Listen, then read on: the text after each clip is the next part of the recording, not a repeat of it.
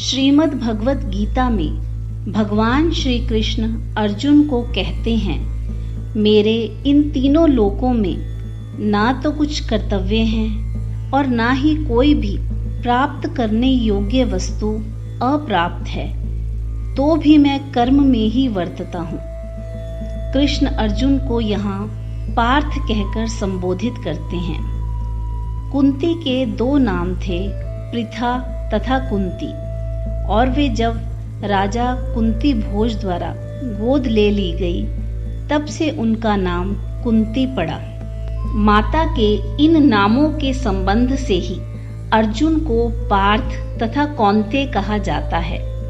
कृष्ण के इस श्लोक का भाव यह बतलाया गया है कि मनुष्य का संबंध तो केवल इसी लोक से है, अतः धर्म, अर्थ, काम और मोक्ष इन चार पुरुषार्थों की सिद्धि के लिए उसके कर्तव्य का विधान इस लोक में होता है।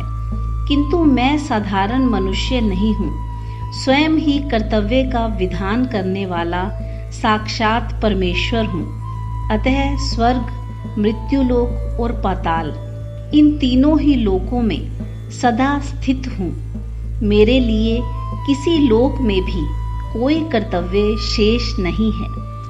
भाव यह है कि भगवान कहते हैं, मेरे लिए कोई कर्तव्य शेष नहीं, तो भी लोक संग्रह की ओर देखकर मैं सब लोगों पर दया करके कर्मों में लगा रहता हूँ। इसलिए किसी मनुष्य को ऐसा समझकर कर्मों का त्याग नहीं कर देना चाहिए कि यदि मेरी भोगों में आसक्ति नहीं है और मुझे कर्मों के फलस्वरूप किसी वस्तु की आवश्यकता ही नहीं, तो मैं कर्म किस लिए करूं?